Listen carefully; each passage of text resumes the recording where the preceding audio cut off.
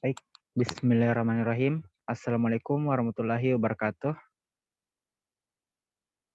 Alhamdulillahirabbil alamin. Wassalatu wassalamu ala asyrafil anbiya'i wal mursalin. Sayyidina Muhammad wa ala ali sayyidina Muhammad. Amma ba'd. Pertama-tama marilah kita panjatkan puji dan syukur atas kehadirat Allah Subhanahu wa taala, karena atas berkat rahmat dan hidayahnya kita bisa berkumpul pada Zoom ini. Tak lupa pula kita panjatkan sholawat serta salam kepada Nabi besar kita Baginda Muhammad SAW yang telah membimbing kita dari alam kegelapan menuju alam yang terang benderang. Baik, langsung saja saya sebagai moderator akan membimbing jalannya diskusi, yaitu teknologi lalu lintas.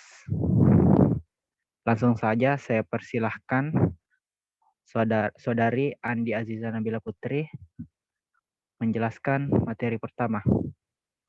Dengan hormat saya persilahkan. Terima kasih pada kesempatan yang telah diberikan. Saya akan membacakan materi yang pertama. Next.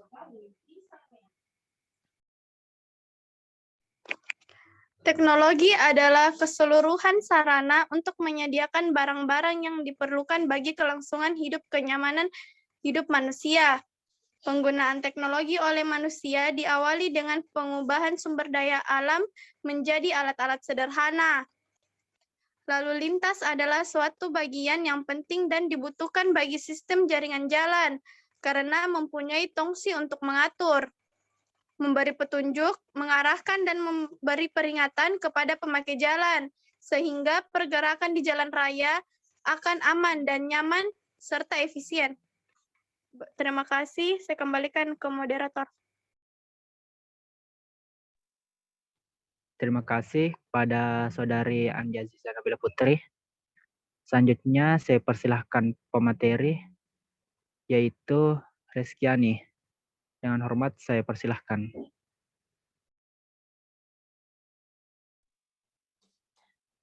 Terima kasih atas kesempatan yang telah diberikan kepada saya. Baik, saya akan melanjutkan materi yang telah dibacakan oleh Saudari Andi Aziza Nabila Putri. Next.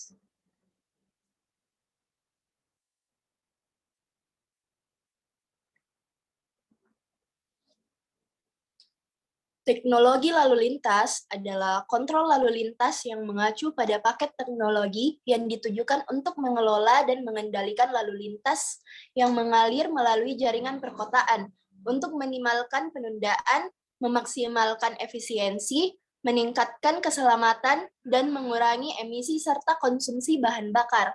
Sekian dan terima kasih, saya kembalikan ke moderator. Baik, terima kasih kepada Saudari Reskiani atas persentasenya. Selanjutnya saya persilahkan Saudari Rista Sabrina untuk membaca materi selanjutnya. Dengan hormat saya persilahkan. Baiklah, terima kasih. Yaitu saya akan membacakan materi perangkat kontrol lalu lintas. Yang pertama, lampu lalu lintas. Lampu lalu lintas adalah lampu di persimpangan jalan. Tempat lampu ini menandakan kapan kendaraan yang berjalan dan berhenti secara bergantian dari berbagai arah. Sedangkan yang kedua adalah marka jalan atau lalu lintas. Marka jalan adalah suatu tanda jalan yang berada di permukaan jalan atau tanda yang membentuk garis pembujur, garis melintang, garis terong, serta lambang lainnya berfungsi untuk mengarahkan lalu lintas. Yang ketiga adalah rambu lalu lintas. Rambu lalu lintas adalah bagian dari jalan yang membuat lamban huruf, angka, kalimat, dan perpaduan di antaranya yang digunakan untuk memberikan peringatan, larangan, perintah, dan petunjuk bagi pemakai jalan. Baiklah, terima kasih. Saya serahkan kepada moderator. Terima kasih kepada Saudari Rista.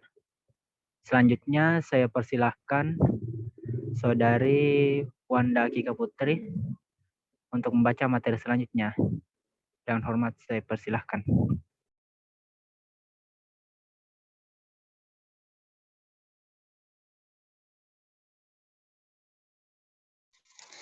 Terima kasih atas kesempatan yang telah diberikan kepada moderator. Di sini saya akan melanjutkan materi yang dibacakan oleh Saudari Rista, yaitu masalah lalu lintas.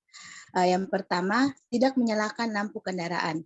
Tidak menyalakan lampu kendaraan merupakan penyebab terjadinya masalah-masalah yang sering terjadi di lalu lintas. Kedua, tidak menggunakan helm merupakan peraturan yang sangat penting bagi pengguna jalan karena helm adalah alat pelindung bagi kepala ketika kita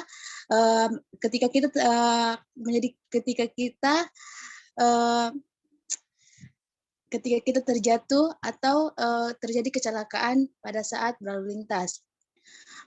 Ketiga, menerobos lampu merah. Menerobos lampu merah sering terjadi apabila orang tersebut buru-buru dan tidak melihat rambu-rambu dan tidak melihat lampu merah tersebut. Keempat, kecelakaan. Kecelakaan ini sering terjadi karena kondisi kendaraannya yang tidak memungkinkan. Kedua, pengemudi tertidur. Ketiga, pengemudi tersebut melanggar rambu-rambu lalu lintas. Kelima, kemacetan. Kemacetan ini sering terjadi karena beberapa faktor, yaitu adanya aksi di jalan. Kedua, sering terjadi kecelakaan sehingga pengguna jalan lainnya melihat kecelakaan tersebut. Ketiga, adanya pembelokan. Keempat, adanya parkir liar. Keenam, melanggar rambu-rambu lalu lintas. Saya sering melihat pengendara yang melanggar rambu-rambu lalu lintas yang sudah dipasang oleh pihak-pihak yang berwenang dalam lalu lintas. Sekian dan terima kasih. Saya kembalikan ke moderator. Baik, terima kasih kepada Saudari Wanda atas persentasenya. Selanjutnya saya persilahkan Saudari Ainun. Waktu dan tempat saya persilahkan.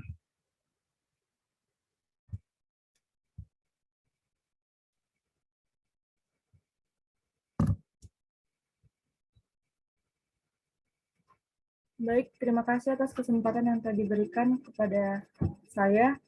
Jadi, selanjutnya saya akan melanjutkan tentang materi apa saja faktor penyebab dari masalah lalu lintas yang telah dipaparkan oleh Saudari Wanda tadi. Jadi, faktor pertama yaitu adalah manusia.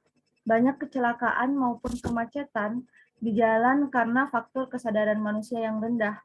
Mereka kurang disiplin, tidak taat aturan, sengaja, lalai, atau dalam kondisi tidak prima, tetapi masih memaksakan untuk mengendarai kendaraan. Kedua yaitu faktor infrastruktur. Faktor infrastruktur ini berkaitan dengan kesiapan prasarana yang biasanya dikelola negara, mulai dari struktur pagar pengaman, permukaan, penerangan jalan, dan minimnya rambu lalu lintas. Ketiga, faktor kendaraan. Hal ini terkait dengan kualitas keselamatan yang ditawarkan produsen sampai kelalaian konsumen dalam merawat kondisi kendaraannya. Keempat, yaitu faktor alam. Hal ini di luar kemampuan manusia untuk mengaturnya, tetapi masih bisa dimanipulasi lewat desain atau struktur jalan yang ideal.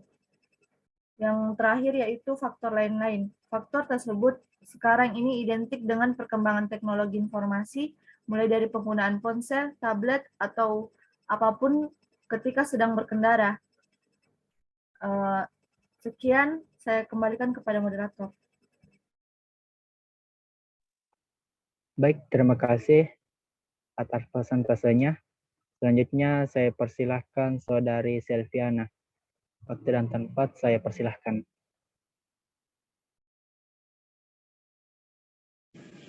Oke, terima kasih atas kesempatan yang telah diberikan. Saya akan melanjutkan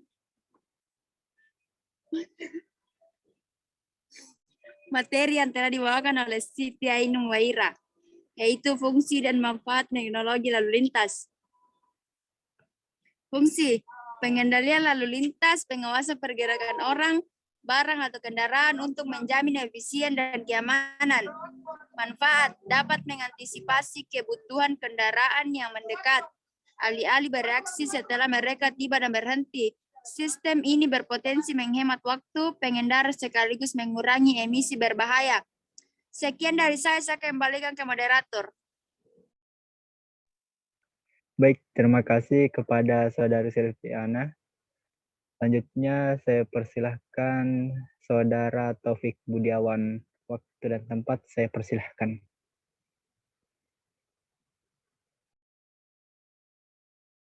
Terima kasih atas kesempatan telah diberikan kepada saya.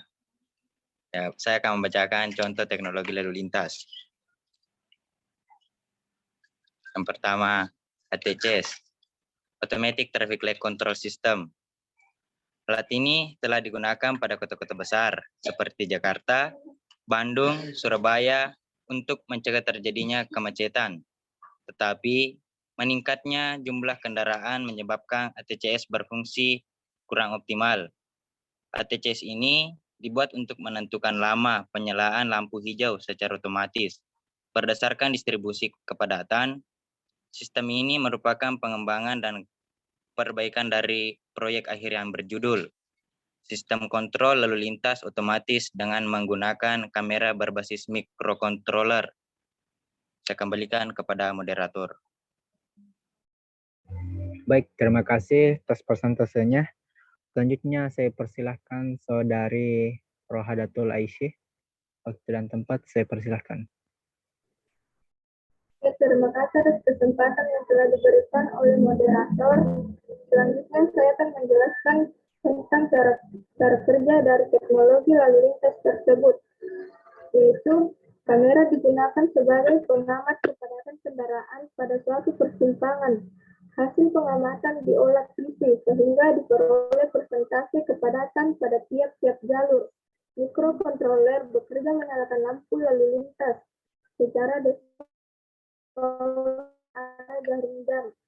Jika PC terkoneksi dengan mikrokontroler, maka mikrokontroler mengirimkan informasi jalur mana yang lampu hijaunya akan menyala.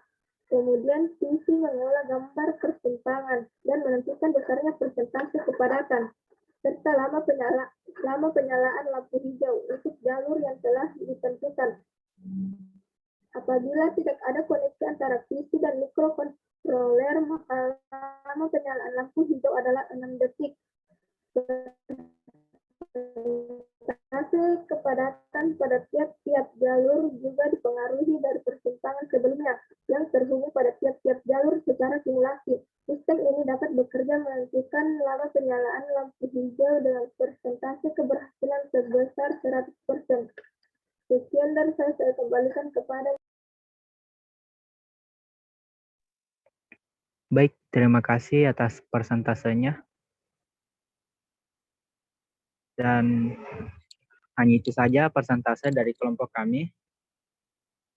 Dan selanjutnya saya akan membacakan kesimpulannya. Kesimpulannya yaitu transportasi selalu didorong oleh dan dimungkinkan oleh teknologi, dari sandal ke roda, dari sengkang ke mesin pembakaran internal, dari jalan tol dan trotoar hingga lampu lalu lintas yang disinkronkan. Teknologi membantu orang mencapai tujuan yang mereka tuju. Setiap peningkatan teknologi telah membantu orang untuk bergerak lebih banyak dan lebih cepat. Tetapi setiap teknologi baru juga telah menciptakan tuntutan akan lebih banyak teknologi dan lebih banyak manajemen. Berobak, berdoa, bekerja lebih baik dengan jalan yang dibersihkan yang mengarah pada teknologi pembangunan jalan. Membangun dan memelihara jalan, bahkan di zaman gerbong, membutuhkan uang sehingga daerah-daerah menemukan tombak belok yang memungut biaya dari gerbong yang melintasi jalan beraspal.